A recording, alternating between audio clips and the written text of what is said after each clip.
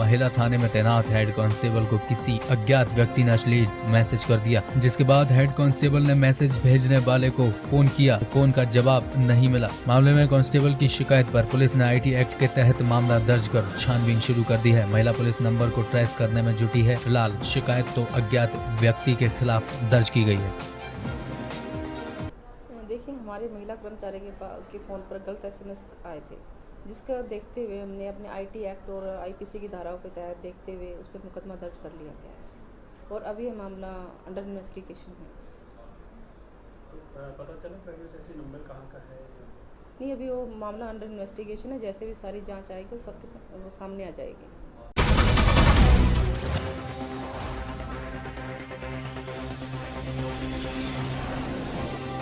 सराफा व्यवसायियों का विरोध प्रदर्शन रुकने का नाम नहीं ले रहा है। पिछले 1 महीने से सराफा व्यवसायियों द्वारा एक्साइज ड्यूटी बढ़ाए जाने का विरोध जारी है। इस विरोध के तहत प्रदेश के व्यापारिक संगठन भी सराफा व्यवसायियों के समर्थन में आ गए हैं। यूपी भाजपा प्रभारी और भाजपा के राष्ट्रीय महासचिव चंदौली में आयोजित होने वाले किसान पंचायत में शामिल होने जा रहे थे कि जिले के मुगलसराय में सराफा व्यवसायियों ने भाजपा प्रदेश प्रभारी को काला झंडा दिखाया और केंद्र विरोधी नारे लगाए। इसके चलते पिछले 1 महीने से सराफा व्यापारियों का विरोध प्रदर्शन मुगलसराय में जारी है और उन्होंने अपनी दुकानों को बंद कर रखा है।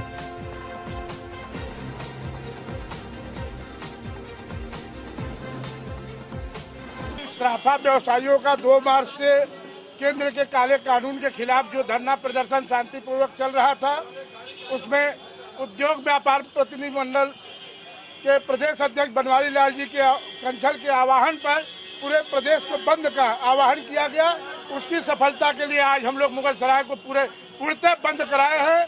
उसी बीच प्रदेश सरकार के उत्तर प्रदेश के प्रभारी और राष्ट्रीय महासचिव ओम माथुर जी का चंदौली कार्यक्रम था।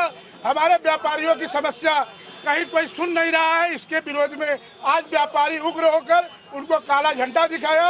अपनी बात को केंद्र तक पहुंचाने के लिए उनसे रिक्वेस्ट किया कि हमारी बात को केंद्र सरकार काला कानून को वापस ले। यदि केंद्र सरकार इस काले कानून को वापस नहीं लेती तो उत्तर प्रदेश की उद्योग व्यापार प्रतिनिधिमंडल इनके लड़ाई में कंधे से कंधा मिलाकर चलने के लिए हमेशा तैयार रहे।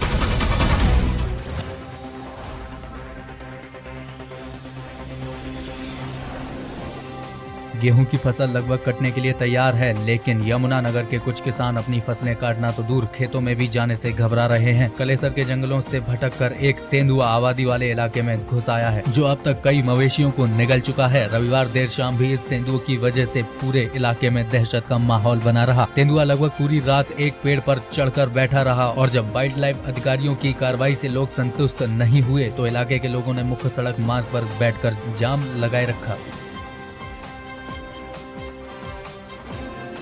मेरे को फोन पर पता चला कि ऐसे जगह करका जो है ना, यहाँ पर कोई जंगली जानवर आया तो हम गांव की तरफ से दौड़े तो यहाँ पर कोई कुत्ता वगैरह को पकड़ रहा था। वो भाग अपना उधर के लिए हम आए तो हमने प्रशासन को फोन किया, 100 नंबर पे फोन किया तो हमारे पुलिस के जो साहब हैं यहाँ से रणजीतपुर वगैरह से आए। लेकिन हमने दुख की बात यह है कि 3-4 घंटे के बाद जो है ना फॉरेस्ट डिपार्टमेंट का कोई भी बंदा, वाइल्ड लाइफ का ये जिम्मेवारी बनती है कि प्रशासन की कि हमारे को गांव के लोगों को ये हमारी बचाव करें, लेकिन कुछ भी करने के लिए ना अभी एक एज आदमी है जो आया उसको तो मैं कहूँ 10 फुट पर दिखाई भी नहीं देता। अगर वो रेंज ले अपना शिस्त का ले तो वो कैसे जो है ना कुछ भी नहीं करेगा और फिर ये सोचे हम कैसे खेतों में किसान जाएगा।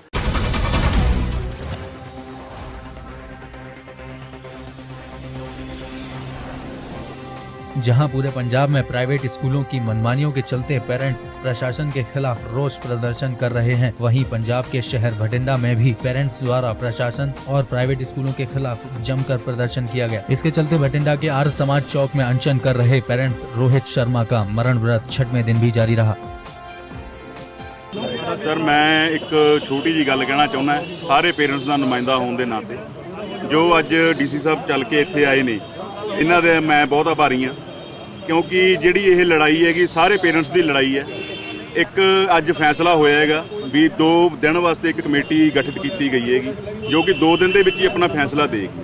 जे वो 2 दिन दे विच जिहड़ा अपना सर्कुलर जारी होया है लागू हुंदा अपना सही तौर के उत्ते तो ठीक है, जे 2 दिन बाद नहीं लागू हुंदा तो मैं दोबारा फिर मनवरत ते बैठूंगा। साडी मीटिंग हुई है, पेरेंट्स के जिहड़े नुमाइंदे ने ਐਸੋਸੀਏਸ਼ਨ ਦੇ ਨਾਲ ਸਕੂਲਾਂ ਦੇ ਨੁਮਾਇੰਦੇ ਨਾਲ ਮੀਟਿੰਗ ਦੇ ਵਿੱਚ ਕੁਝ ਤਰ੍ਹਾਂ ਦੇ ਇਸ਼ੂ ਡਿਸਕਸ ਹੋਏ, ਜਿਵੇਂ ਕਿ ਕਿਹੜੀਆਂ ਫੀਸ ਸਕੂਲ ਵਾਲੇ ਲੈ ਸਕਦੇ ਨੇ ਜਾਂ ਕਿਹੜੀਆਂ ਫੀਸਾਂ ਨਹੀਂ ਲੈ ਸਕਦੇ। ਇਸੇ ਤਰ੍ਹਾਂ ਕਿਤਾਬਾਂ ਦਾ ਇਸ਼ੂ ਡਿਸਕਸ ਹੋਇਆ ਤੇ ਸਕੂਲਾਂ ਵੱਲੋਂ ਚਾਰਜ ਕੀਤੇ ਜਾ ਰਹੇ ਹੋਰ ਕਈ ਖਰਚਿਆਂ ਬਾਰੇ ਵੀ ਡਿਸਕਸ਼ਨ ਹੋਈ ਹੈ।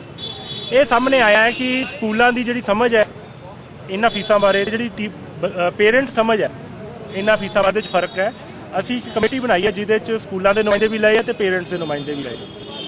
ਨਾਲ ਅਸੀਂ ਐਜੂਕੇਸ਼ਨ ਵਿਭਾਗ ਦੇ ਨੁਮਾਇੰਦੇ ਲਏ ਨੇ, ਨਾਲ ਐਡਮਿਨਿਸਟ੍ਰੇਸ਼ਨ ਦਾ ਇਹਦੇ ਚੇਅਰ ਹੋਏਗਾ, SDM ਸਾਹਿਬ ਚੇਅਰਮੈਨ ਹੋਣਗੇ। ਇਹ ਕਮੇਟੀ ਸਾਰੇ ਹੀ ਜਿਹੜੀ ਫੀਸਾਂ ਹੈ ਉਹਨਾਂ ਨੂੰ ਐਨਾਲਾਈਜ਼ ਕਰੂਗੀ, ਕਿਹੜਾ ਸਕੂਲ ਕਿਸ ਤਰ੍ਹਾਂ ਦੀ ਫੀਸ ਲੈ ਰਿਹਾ, ਉਹ ਫੀਸ ਦੀ ਕਿਸ ਤਰ੍ਹਾਂ ਦੀ बढ़ोतरी ਸਾਲ ਦਰ ਸਾਲ ਹੋ ਰਹੀ ਹੈ, ਕਿਸ ਤਰ੍ਹਾਂ ਦੀਆਂ ਲਈਆਂ ਜਾ ਰਹੀਆਂ, ਕੀ ਉਹਦੇ ਕਿਤਾਬਾਂ ਦੇ ਆਪ ਕੋਲੇ ਸਸਤੇ ਵਿਕਲਪ ਅਵੇਲੇਬਲ ਹੈ ਜਾਂ ਨਹੀਂ ਹੈ। ਸੋ ਇਹ ਸਾਰੀ ਚੀਜ਼ਾਂ ਦਾ ਆਪਾਂ 2-3 ਦਿਨਾਂ 'ਚ ਇਹਦਾ ਨਿਪਟਾਰਾ ਕਰ ਜਾਏਗਾ। ਸਕੂਲ ਵਾਲੇ ਅੱਜ ਮੇਰੇ ਨਾਲ ਇੱਥੇ ਆਏ ਨੇ, ਉਹ ਕਹਿੰਦੇ ਕਿ ਅਸੀਂ ਵੀ ਇਹ ਜਿਹੜਾ ਵਰਤ ਹੈ ਇਹਨੂੰ ਤੁੜਵਾਉਣਾ ਚਾਹਾਂਗੇ ਤੇ ਇਹ ਵੀ ਉਹਨਾਂ ਦੀ ਬਹੁਤ ਅੱਛੀ ਪਹਿਲ ਹੈ।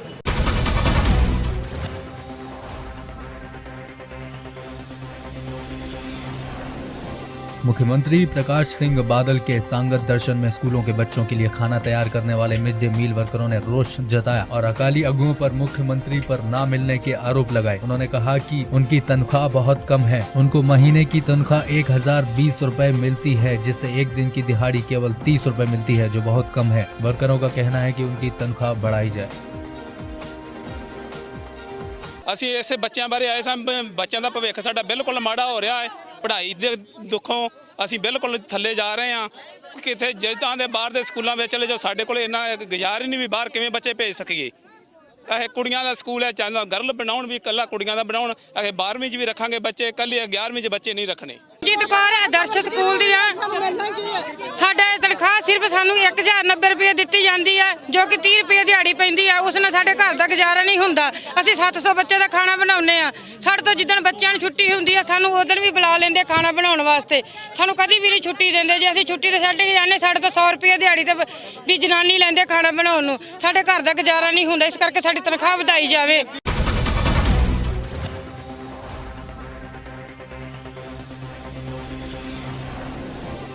सोने और हीरे के आभूषणों पर 1% एक्साइज ड्यूटी समाप्त करने और 2 लाख की खरीद पर पैन कार्ड अनिवार्य करने की केंद्र सरकार के आदेश के विरोध में पिछले 1 महीने 5 दिन से चली आ रही सराफा व्यवसायियों की हड़ताल में आज भी व्यापारियों ने अपना समर्थन दिखाते हुए बाजारबंदी कर केंद्र सरकार के विरोध में प्रदर्शन किया। धरना स्थल पर पूर्व केंद्रीय मंत्री जीती प्रसाद सराफा व्यवसायियों की समस्याओं को सुनने पहुँचे। इतना बड़ा व्यापार देश भर में करोड़ों का नुकसान रोज हो रहा है और खासतौर से जो व्यापारी लोग हैं वो मेहनत की अपनी कमाई रोज दिनचर्या यहाँ इनका सुबह से शाम होता है। 1 महीने से ऊपर हो गया है, दुकानें बंद हैं, हड़ताल जारी है, मगर केंद्र सरकार की तरफ से कोई भी ऐसा कदम नहीं उठाया गया जो ये समझा जाए कि इस दिशा में जो समझौता हो जाए। और ये पूरी तरह सबको मालूम है कि जो ये नया कर लागू किया गया है, ये कर कम है, इंस्पेक्टर राज ज़्यादा है और सभी को परेशान करने की इसमें जो नीतियाँ हैं उनको तुरंत केंद्र सरकार।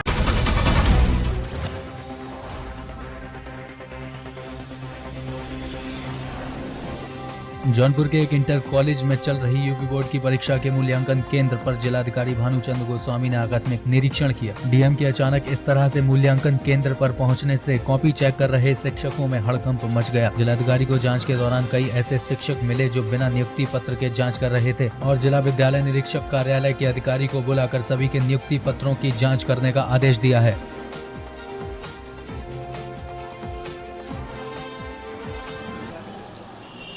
बोर्ड एग्जाम की कॉपी चेक हो रही है, उसी में आकस्मिक रूप से इसका निरीक्षण किया गया सेंटर का, जिसमें कि ये जानने की कोशिश की गई कि सारी प्रक्रिया जो है सुचितापूर्ण चल रही है या नहीं चल रही है। प्रथम दृष्टया कुछ अनियमितता प्रतीत हो रही है, उसको भी चेक करवा दिया जाएगा। जांच में जो चीज़ें आगे आएंगी उसके अनुरूप ही इसमें कार्रवाई सुनिश्चित की जाएगी।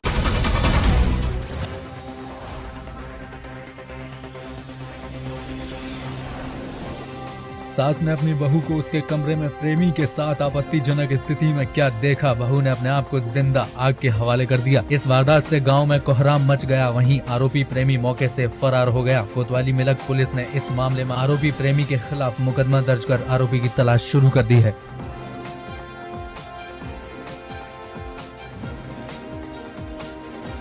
जब मेरी बहू के कमरा में आदमी था तो मैंने रंगे हाथ उसको पकड़ लिया। रंगे हाथ पकड़ने के बाद मेरी हाथापाई भाई, हाथापाई होने के बाद में जब वो भागा तो उसकी बनियान मेरे हाथ आ गई। गलत काम कर रहा था वो? हाँ गलत। फिर उसकी बनियान हाथ आई, फिर मेरी बहू ने सोचा कि मेरी सास ने पकड़ लिया है वो रंगे हाथ, तो क्या पता मेरी इज्जत बेइज्जती हो, ताकि उसने सुबह ही हो तो आग लगा ली। एक गांव है, एक महिला अपने पति और सास ससुर के साथ रहती थी। उसमें एक वो पति और उसका ससुर जो है चला गया था भट्टे पे। एक व्यक्ति बताते हैं उसका विवाहिता का प्रेमी था, वो आ गया था। उसको जब उसकी सास ने आपत्तिजनक स्थिति देखा तो वो भाग गया था। इसके बाद महिला ने अपने आप में मिट्टी तेल डाल के आग लगा दी थी, जिस पर मुकदमा पंजीकृत कर दिया गया है और कार्रवाई की गई।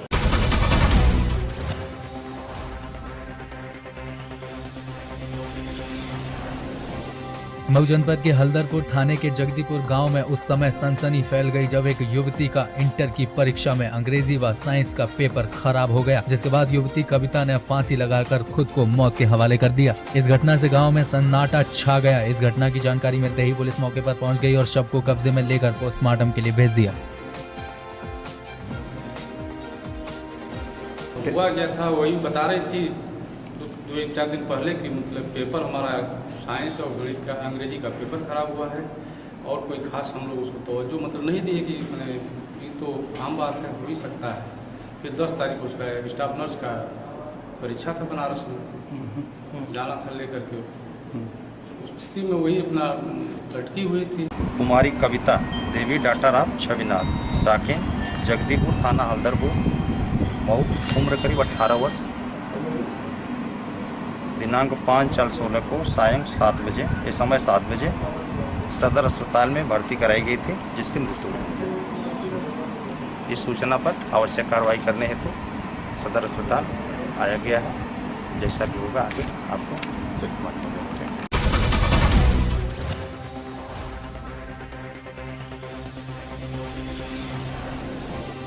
मुख्य सांसदीय सचिव बख्शीश सिंह विर्क ने कैथल के लघु सचिवालय में जिला कष्ट निवारण समिति की बैठक ली। उन्होंने बातचीत करते हुए कहा कि मौके पर किया जाएगा समस्याओं का समाधान। SYL मामले में सरकार कर रही है गंभीरता से काम। गेहूं की आवक को लेकर मंडियों में किसानों को नहीं आने दी जाएगी कोई दिक्कत।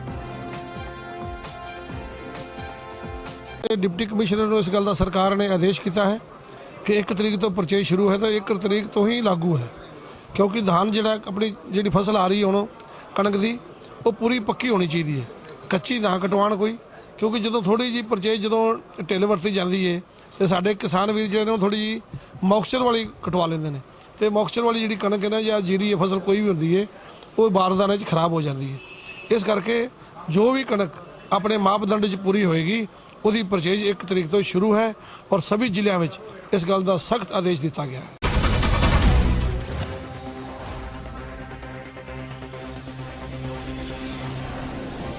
सिरसा की MC मार्केट में एक कंपनी के केयर सेंटर में घुसकर 8-10 युवकों ने सेंटर संचालक पर तेजधार हथियार से हमला कर दिया। इस मामले में सेंटर संचालक गंभीर रूप से घायल हो गया। बताया जा रहा है कि घायल व्यक्ति ने हमलावरों को भगाने के लिए एक हवाई फायर भी किया, जिससे पूरी मार्केट में हड़कंप मच गया। घायल व्यक्ति को सिरसा के नागरिक अस्पताल में भर्ती करवाया गया।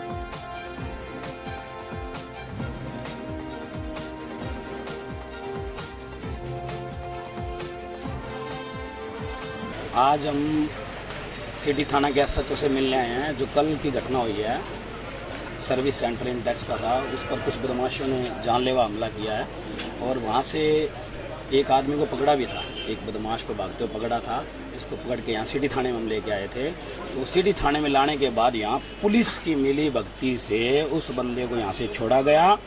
जब वहाँ से लेके आए तो CCTV के सारे फुटेज हमारे पास हैं। वहाँ पर उसके ऊपर कोई भी किसी तरह के चोट का निशान नहीं था और जब यहाँ से पुलिस ने छोड़ा उसको, उसने अपने खुद के चोट मार के क्रॉस जो पर्चा दर्ज करवाने की कोशिश की है। इससे कहीं ना कहीं पुलिस की मिली भगती जो साफ नजर आती है। ये मामला ये है कि कल जो एक मोबाइल शॉप पर झगड़ा हुआ था और उसके अंदर एक जो है संदीप नाम का आदमी घायल है, वो जो GH सिरसा के अंदर एडमिट है और दूसरी तरफ से शोभित नाम का आदमी लड़का भी वहाँ दाखिल है और आइए उसके जो है ना भेज रखा है वहाँ की स्टेटमेंट लेने के लिए। कल जो है अनफिट थे, इन्होंने स्टेटमेंट नहीं दी। अब दोबारा जो है कार्रवाई के लिए आइए हो जाएगी।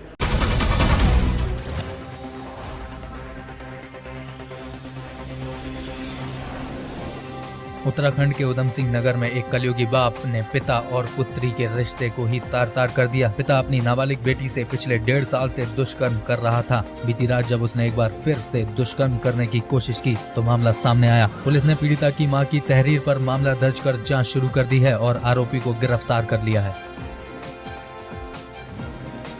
देखिए, कल सूचना आई थी, जो एक 14 वर्षीय नाबालिग बच्ची है, उसकी माताजी ने जो है शिकायत दर्ज की है कि लड़की के पिताजी ने उसके साथ छेड़खानी और गलत काम करने का प्रयास किया है।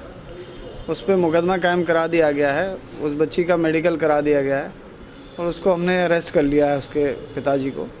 बाकी अभी इन्वेस्टिगेशन चल रही है और आगे उसमें कार्रवाई की जा रही है।